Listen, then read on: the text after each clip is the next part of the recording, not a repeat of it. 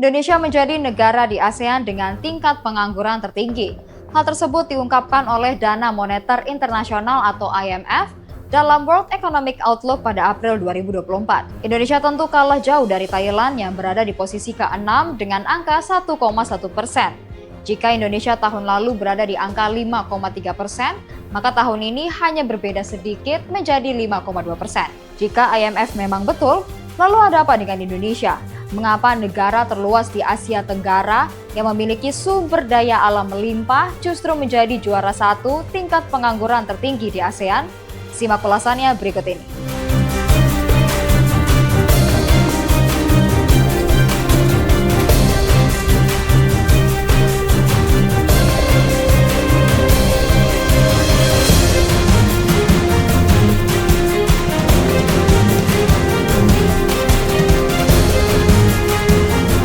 Sejatinya, menjadi juara itu impian setiap orang, bahkan negara. Namun, apa yang terjadi jika juara itu berkonotasi negatif? Seperti halnya data yang dikeluarkan oleh Dana Moneter Internasional atau IMF yang dikeluarkan pada April 2024. Indonesia menjadi juara tingkat pengangguran tertinggi di ASEAN. Posisi Indonesia naik 1 peringkat setelah tahun sebelumnya berada di posisi kedua.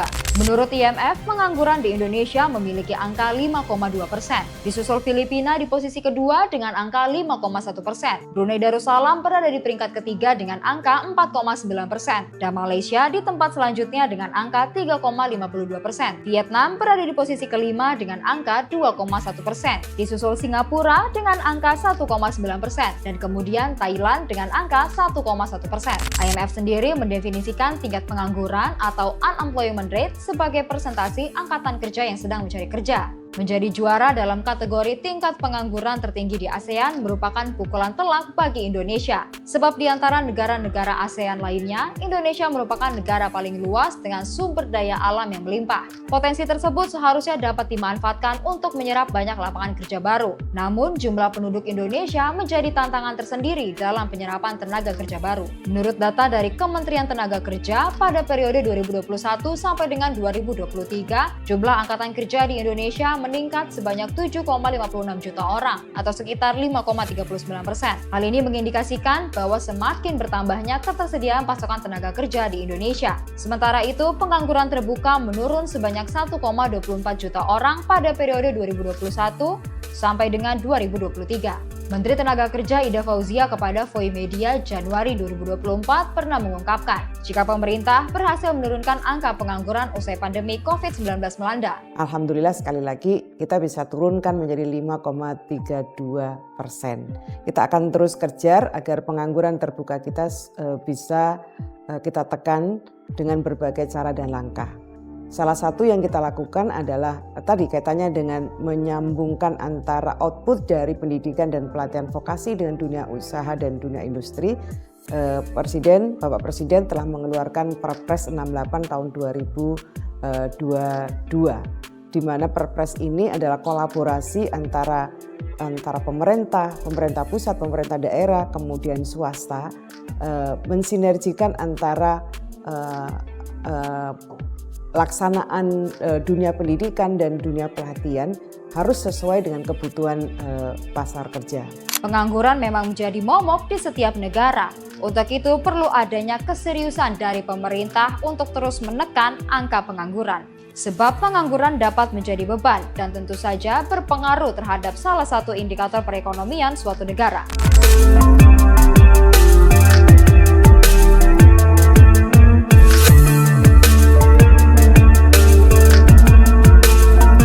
Indonesia memiliki bonus demografi pada 2030. Artinya, potensi tenaga kerja Indonesia melimpah. Tujuannya jelas, mencapai Indonesia Emas 2045. Ramai di media sosial, warganet sangsi melihat banyaknya PHK saat ini. Malah muncul istilah lain yang menjurus satir. Indonesia Emas menjadi Indonesia Cemas. Menurut Vice Director Indef Eko Listianto, ada berbagai permasalahan ekonomi di dalam negeri yang menyebabkan menjadi tidak mampu untuk menyerap banyak tenaga kerja. Artinya sebetulnya kita nggak bisa berlindung di balik ketidakpastian global untuk menjawab semua persoalan yang ada di Indonesia ini. Itu kan sekarang ini situasinya adalah kalau terjadi penurunan ekonomi dilempar lagi ke global gitu ya, globalnya lagi tidak bagus dan lain-lain. Padahal sebetulnya ini saya yakin ada problem di dalam ekonomi domestik kita gitu. Kenapa kalau negara lain bisa menekan pengangguran sedemikian rendah seperti di Thailand begitu ya, atau di beberapa negara lain juga kita lihat penganggurannya bisa ditekan agak lebih rendah begitu. Nah sementara kita masih di atas 5% yaitu menurut IMF itu ya gitu. Jadi angka itu menggambarkan ya sebetulnya situasi ketenagakerjaan kita itu bermasalah begitu ya. Tapi ini konteksnya tidak hanya ketenagakerjaan sebetulnya ya. Jadi keseluruhan ekonomi yang dihasilkan ya itu ternyata belum mampu mengatasi persoalan pengangguran ya dan penciptaan lapangan kerja. Itu yang terjadi gitu. Kira-kira gambarnya semacam itu. Indonesia juga menghadapi tantangan perekonomian global sehingga berpengaruh terhadap perekonomian dalam negeri. Ternyata ya ini juga terefleksikan dari aktivitas ekonominya berbeda gitu. Walaupun kita mungkin secara GDP kita bisa tumbuh 5% begitu ya, tapi situasi industrinya itu kan kecenderungannya kita menurun gitu. Jadi ada data namanya Purchasing Manager Index ya, PMI kita sekarang sudah di level kontraksi setelah katakanlah ya 3 bulan atau 4 bulan begitu mengalami penurunan terus sebetulnya PMI-nya, terus pada bulan Juli kemarin itu kontraksi. Nah, sementara kalau yang tadi ya Thailand yang datanya penganggurannya hanya sekitar 1%-an, itu justru dia ekspansi gitu ya, PMI-nya itu malah bagus gitu. Itu menggambarkan wah ini sama-sama kan Thailand juga menghadapi ketidakpastian global, Indonesia juga sama, Filipina juga sama, tapi ternyata ada negara-negara yang lebih mampu gitu ya untuk katakanlah meredam gejolak perekonomian global dan kemudian juga mendorong perekonomian di domestiknya sehingga memberikan lapangan pekerjaan buat rakyatnya, kira-kira begitu. Sementara itu, pengamat ketenagakerjaan UGM yang juga guru besar sosiologi Visipol UGM, Tajudin Nur Effendi, menilai kurangnya investor dari dalam negeri menyebabkan tidak maksimalnya penyerapan tenaga kerja. Investasi yang cukup penting untuk penciptaan peluang kerja itu ya boleh dikatakan ya kalah kita dengan negara-negara tetangga kita. Jadi itu penyebabnya. Ditambah lagi kalau saya buka data ASEAN Statistical Yearbook tahun 2023, angka pengangguran usia muda kita yang berumur 15-24, juaranya Indonesia 20,6. Umur 15 sampai 24. Ya itu memang realitas, kita sedang mengalami bonus demografi sekarang. Malaysia hanya 11,7, Thailand 6,6, Vietnam 7,8. Artinya pengangguran terbuka itu juaranya juga Indonesia. Saya ingin mengatakan dengan bonus demografi yang kita alami saat ini, yang puncaknya katanya akan terjadi tahun 2030, kita belum bisa menyerap mereka usia 15 sampai 24. Yang disebut sekarang itu Gen Z. Dan juga beberapa waktu yang lalu kan kita dengarkan 10 juta atau berapa Gen Z yang tidak bisa masuk pasar kerja. Ini yang menyebabkan angka pengangguran terbuka kita seperti yang dirilis oleh IMF, ya itu memang fakta. Memang, mengurai angka pengangguran di Indonesia menjadi sekecil-kecilnya seperti membenarkan benang kusut. Banyak faktor yang mempengaruhinya, apalagi saat ini di tengah isu maraknya tenaga kerja dari luar negeri yang masuk ke Indonesia. Ungkapan Indonesia emas menjadi Indonesia cemas memang satir terdengar.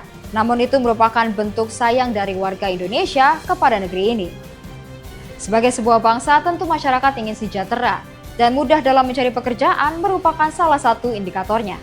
Besar harapan ada di pundak Prabowo Gibran agar masyarakat bisa semakin mudah mencari pekerjaan, sehingga semakin banyak tenaga kerja yang terserap dan menekan angka pengangguran di Indonesia.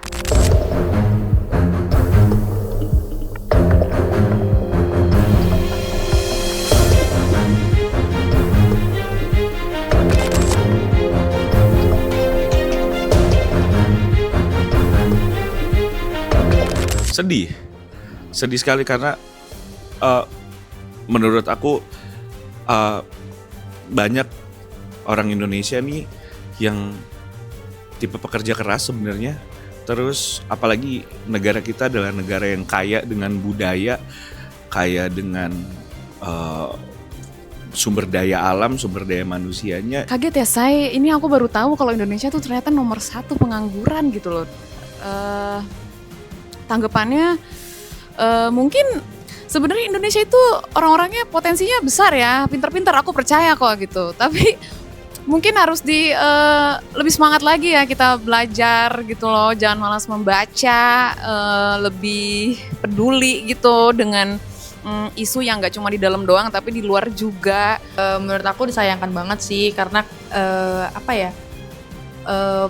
menurut aku tuh bekerja itu jadi salah satu hak hidup semua orang gitu ya. Jadi kalau misalkan sampai ada yang pengangguran tuh menurut aku disayangkan banget gitu.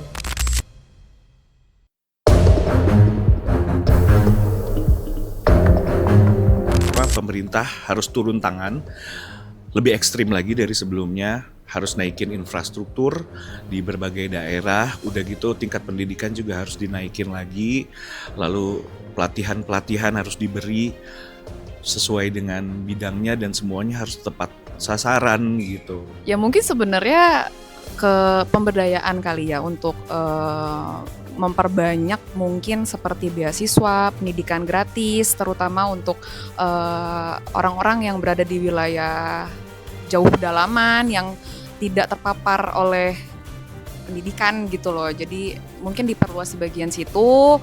Mungkin untuk orang-orang tuanya juga dikasih pemberdayaan, dikasih pelatihan. Dari pemerintahannya kali ya mungkin lebih banyak memberikan mendukung, salah satunya kayak mendukung UMKM juga kan, itu kan juga sebagai membuka lowongan pekerjaan gitu loh buat orang-orang yang mungkin belum bisa bekerja di luar UMKM gitu. Menurut aku gitu sih. Pemerintah tentu tidak berpangku tangan dalam mengatasi jumlah pengangguran di Indonesia. Usaha tersebut harus mendapatkan apresiasi di tengah masalah perekonomian dalam negeri dan global yang semakin kompleks. Namun menjadi predikat sebagai negara dengan pengangguran terbanyak versi IMF tentu menjadi pukulan tersendiri. Mengingat Indonesia memiliki ragam sumber daya alam bahkan ditambah dengan bonus demografi. Mengapa mereka tidak bisa masuk pasar kerja? Kemungkinan besar keterampilan mereka masih kurang. Atau katakan mereka masih belum bisa bekerja karena masih katakan hanya bersifat pendidikan yang mereka terima itu tidak menciptakan keterampilan khusus untuk kepentingan pasar kerja. Itu yang menyebabkan mereka terpaksa kesulitan masuk pasar kerja. Dan perlu dicatat, saya baca beberapa perusahaan di Indonesia kalau yang mencari kerja itu padanya umurnya mereka mencari umur 25 atau 29. Yaitu yang ribut belakangan ini. Ada diskriminasi katanya. Itu bukan diskriminasi. Ada prasangka menurut hemat saya perusahaan-perusahaan bahwa yang umur 25 tahun itu, di bawah 25 tahun itu belum punya keterampilan. Masih butuh untuk diberikan katakan pelatihan. Ya pelatihan itu kan mahal harganya. Mungkin mereka tidak mau menanggung biaya pelatihan itu. Seharusnya dalam situasi seperti ini, pemerintah itu harus mengembangkan pusat-pusat pelatihan untuk menyerap mereka, mendidik mereka, dan agar mereka bisa masuk pasar kerja sesuai dengan kebutuhan pasar kerja.